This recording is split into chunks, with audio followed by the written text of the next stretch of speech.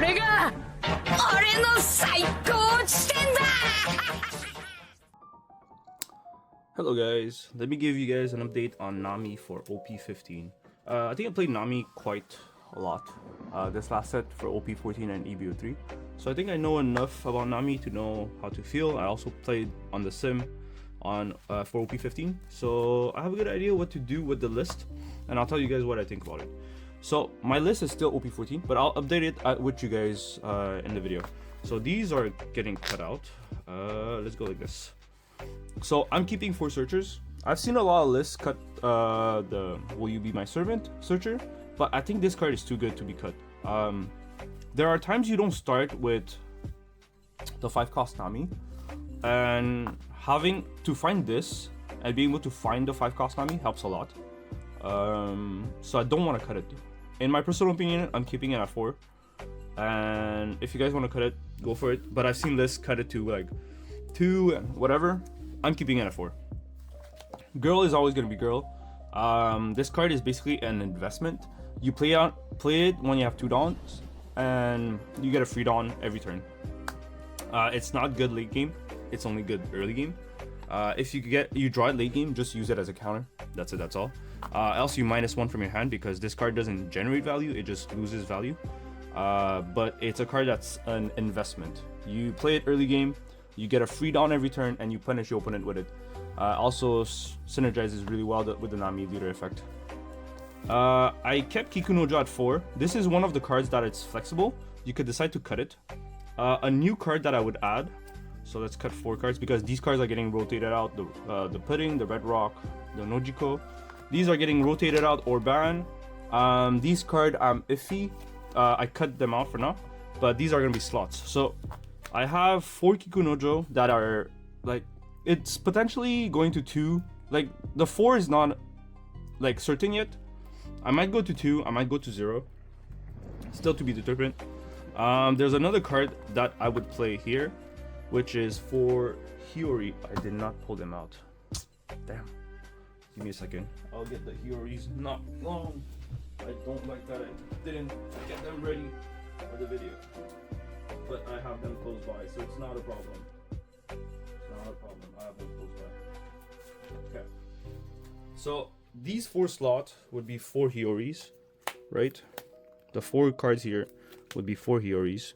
Hiyori is really good with a new Borsa. If you guys didn't see it, I'll show you guys because I have it right here. So we have the new Borsalino, 5 costs. Blocker on play, if you have 2 or less life, add 1 card from your top of the deck to your life. So basically, if you have 2 or less life, you heal.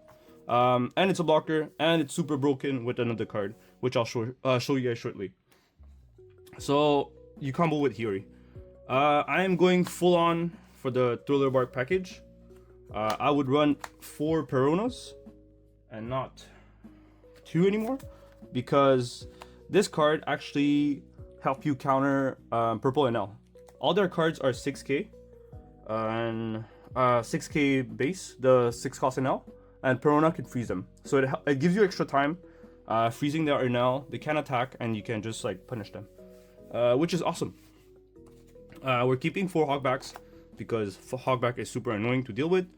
4 Kumasi, it's a 2k and also triggers Thriller Barks. We're keeping that at 4. 4 Namis. Nami has always been excellent. We're keeping the 4 Namis.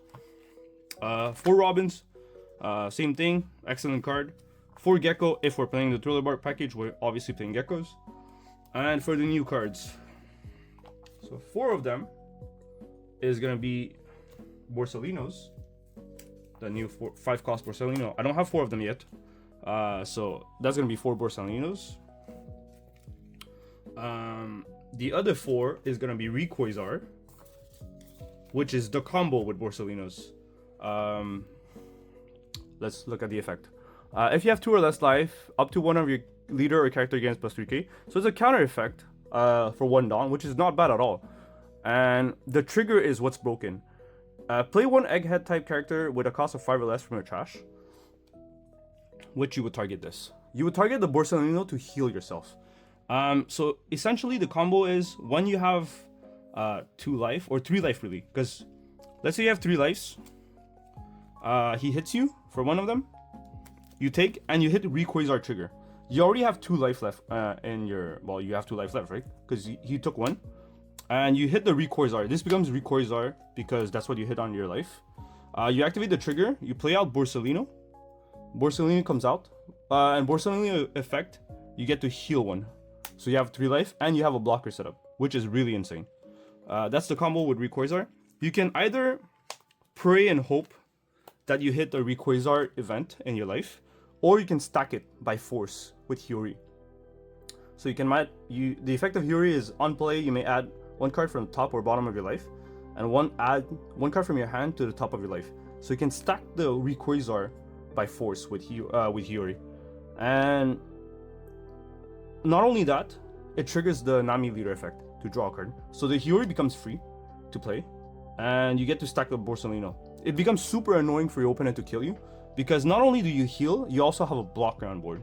So the Nami deck just became even more broken to deal with.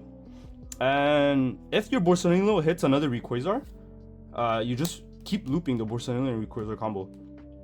Since I play the Thriller Bark package, I can also hit one of the Thriller Barks and play out a body. And for the last 2 slots, I had 2 Zeus. Zeus is mainly a 2k, and also it helps you deal with Cavendish in the Lucci matchup. You want to remove Lucci because Cavendish, in the Lucci matchup, because Lucci generates a lot of value, and being able to remove the Cavendish that generates them a lot of value helps you out.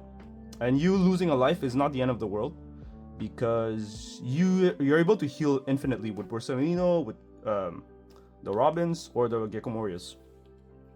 So there's a couple flex spot in the deck right now, I think.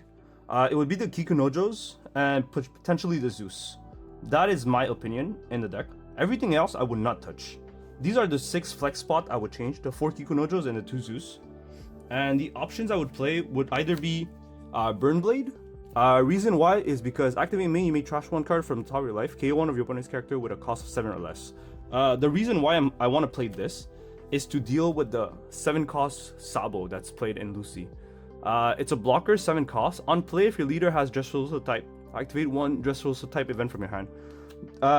In the Lucci matchup, it's super hard for us because when they play Sabo, they get to play an event for free.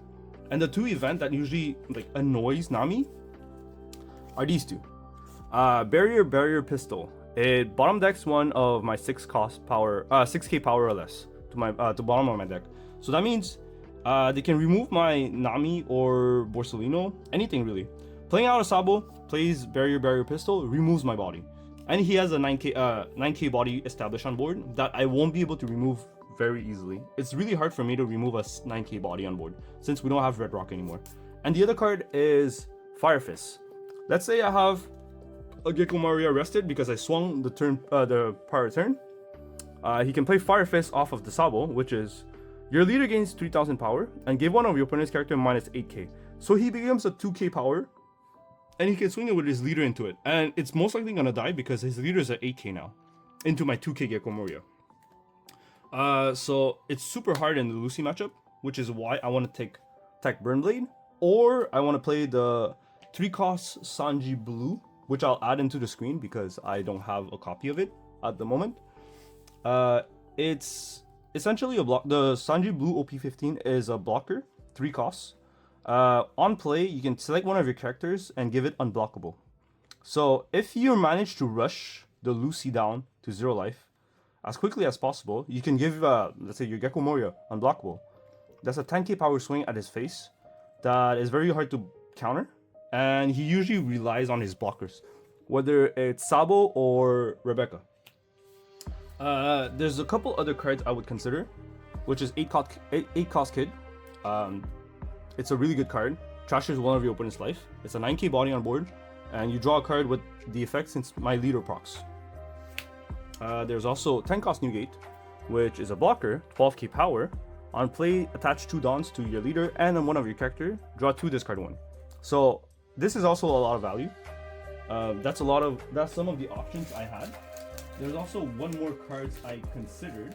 Let me just find it real quick if I can find a copy, which is right here. The 6 cost Boa Hancock. It's not only good against Lucci, it's also good against NL.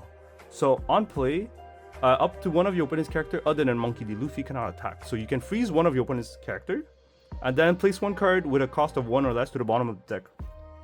So you can target Rebecca in the Lucci matchup, removing a blocker from his field, freezing the Sabo from attacking, so which is great. I have a Rebecca close by, which is this Rebecca that I'm referring to. Because usually they play this as a searcher. It's a 1-don, attach, it becomes a blocker. So if their board looks like this, you play out the Boa Hancock, freeze the Sabo, and bottom deck the Rebecca, which is insane value for you. And also there's Purple NL. You can also freeze one of their big bodies, which is one of the big 6-cost NLs. And you can bottom deck one of the little guys, which would usually be Shura or anyone really, because that means they have less pressure on you. That's essentially the deck I would play in OP15. I think I showed you guys the combo with Borsa, Re-Quasar, and Hiyori. Zeus could be played at 2 or 4 or whatever number. I think I'll adjust it depending on how I feel in the meta. Whether I see a lot of Lucci and I feel like I need to remove Cavendish with Zeus, or just infinite healing. The reason why I have 4 Kikunojo at the moment is because I just want to emphasize on playing yellow, being able to hit a lot of triggers, playing out a lot of bodies when they swing at my life, because if you're playing yellow, might as well embrace the full power of it. If they hit your life, you're supposed to punish them by triggering bodies and attacking them the next turn with it.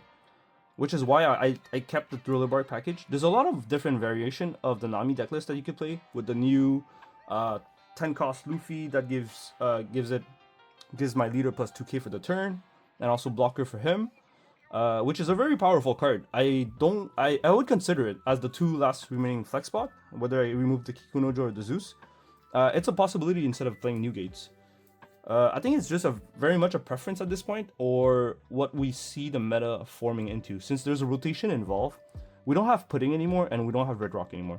So it's going to be a big issue for Nami when dealing with Lucci. Yeah, that's my deck list. If you guys have any suggestion on what you guys think about the list, what you guys would change, let me know. I'm all ears. Hope you guys enjoyed the deck list of OP15 for Nami. Peace, guys.